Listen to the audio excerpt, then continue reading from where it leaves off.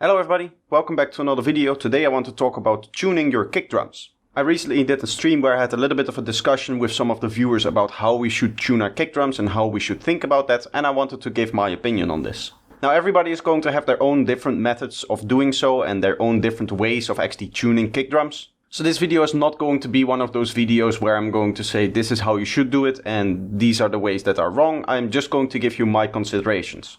Hey guys, I quickly wanted to say that my second masterclass is out now on my Gumroad. It's about 24 hours of edited footage of me making the track that you're listening to right now. So go check it out if you're interested.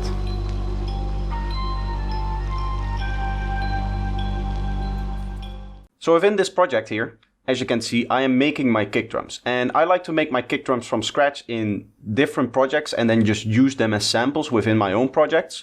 So this is going to potentially be a sample pack that I'm working on. As you can see, I've already given it a few more different things that I might be able to make in the future and then eventually turn this into a pack. But I started out with the kick drums because those are the most interesting to me and that's also what I wanted to focus this pack on. And the way that I've been doing it is, as you can see, I'm using these different bass lines here. And you can see the three different bass lines. We have a rolling bass line. We have an offbeat bass line. And then a sliding bass line. So I can just check my kick drums against all three of the different bass lines and see how they feel, see how they work with the different bass lines as I'm actually making them. So for me, when making the kick drums, all of the tuning is happening in the MIDI notes that I'm using for the kick drum. And you can see that I can just move this MIDI note around and tune the kick drum this way. But what you will see if we go to this F sharp bass line, we have F sharp notes here. And if we then go to the kick drum, we have E0 notes here. So those are two semitones below the actual bass line itself. Now that means that I like to tune my kick drums two semitones below the actual note of my bass line. And the reason why that works for me is because I just like the feeling a little bit more. It gives it a little bit of a deeper feeling, like the kick is going under the bass line. So now we're listening to the creation part here. Obviously these kick drums in the creation part aren't cleaned up, which is happening down below here, but you can hear the difference.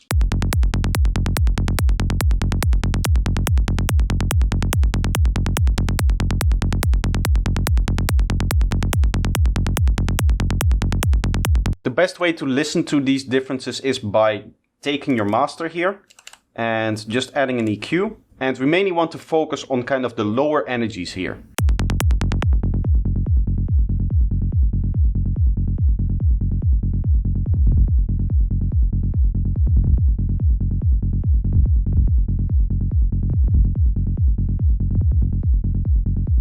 So you can hear the difference that it brings. It just makes the whole track feel a little bit deeper. Another quick thing to note here is that this EQ is also in place so it doesn't distract you from the change in transient that you have. As you can see, this project is made up of three different layers. So we are focusing on the body layer here, but we also have a transient and a head layer. And all three of these layers kind of contribute to the transient of the sound. So by me changing the pitch around, you can hear that the transient changes a lot, and that might be distracting in the comparison that we saw before. So that's why I wanted to show it to you low pass as well.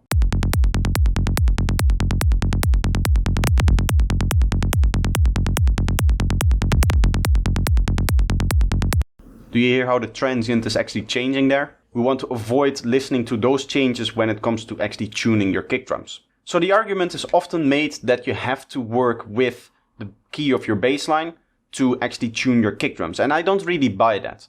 Because to me, what a kick drum is it's not something that contains stable pitch.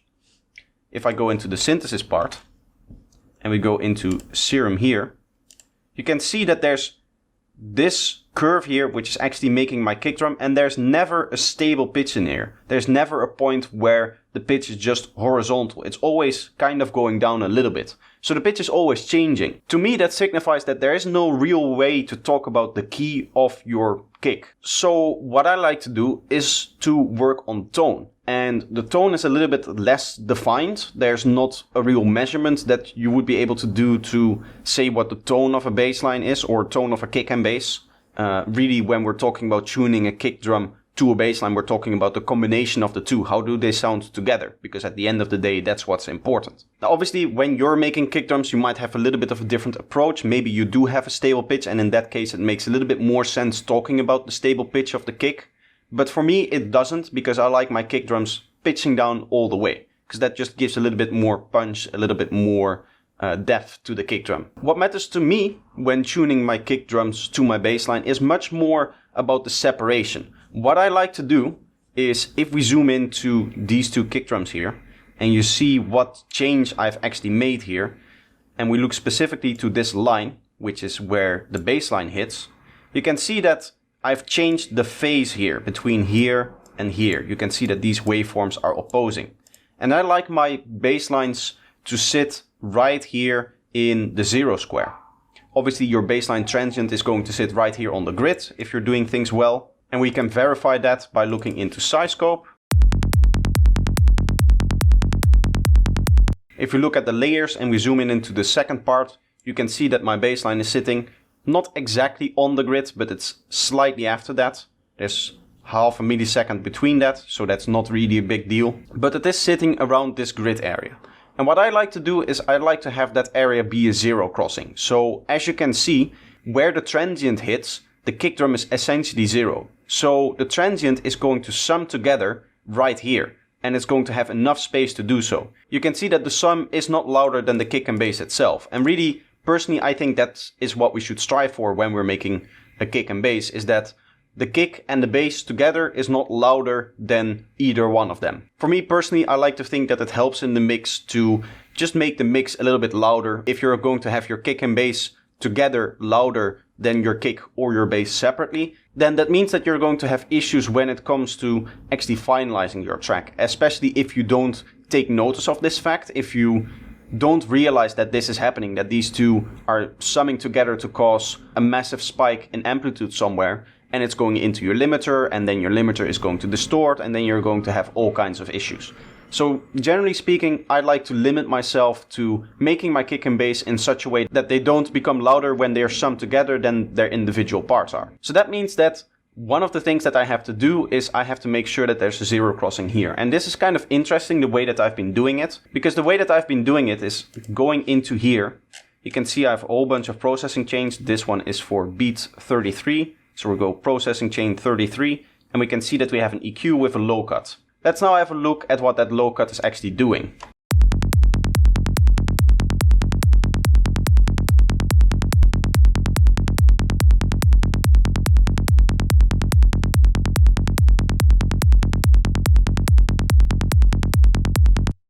Hopefully you see that the phase is being changed by this low cut here. And there's different ways of going about it. There's different ways of kind of playing with it. You can see that for this particular low cut, if I turn it off, there's also a 0 crossing exactly right here on the spike here. I did decide to change it because there's other benefits of having the low cut in this particular case. One thing I would like to have here was that I would want a little bit more oomph to the kick towards the end here. You can see the difference that it makes.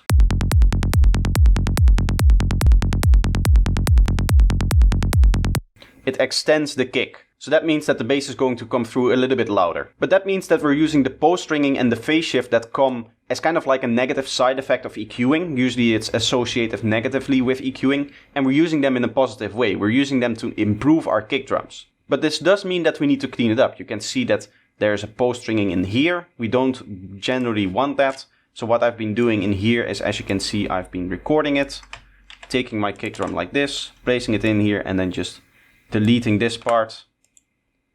Like so, add a little bit of a fade, and then you have your kick drum. The final thing that I want to talk about for this video in particular is tuning kick drums that are already in sample form. What I've talked about up until this point is when you're working in MIDI, so you just have the MIDI control that you can actually use to tune your kick drums.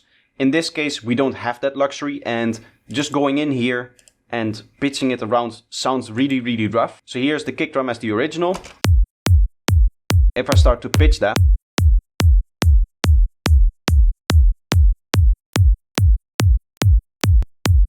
you can hear that the transient is changing too much, because the transient is actually being pitched proportional to the lower frequencies. Obviously, if you're changing the pitch and the lower frequencies change a little bit, the higher frequencies are going to change a lot more. When it comes to something like a frequency shift, it's just going to linearly change all of the frequencies. So what I like to do is use frequency shifter, and I just like to use the one that comes with Ableton. So this is the one that's in Ableton. It basically opens up as a pitch shifter. You click here and then you have a frequency shifter. And then you can use this fine tuning here to just play around with. Let's say that we want it like -7.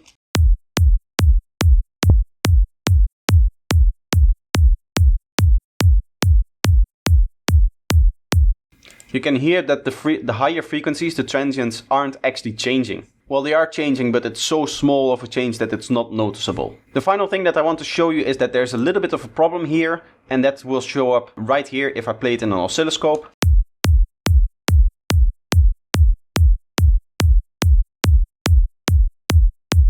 It becomes a bit of a mess. And to be honest, the reason why it becomes a little bit of a mess is because of the way that the shifter works. You can see if we just keep it normal, we get a nice clean kick.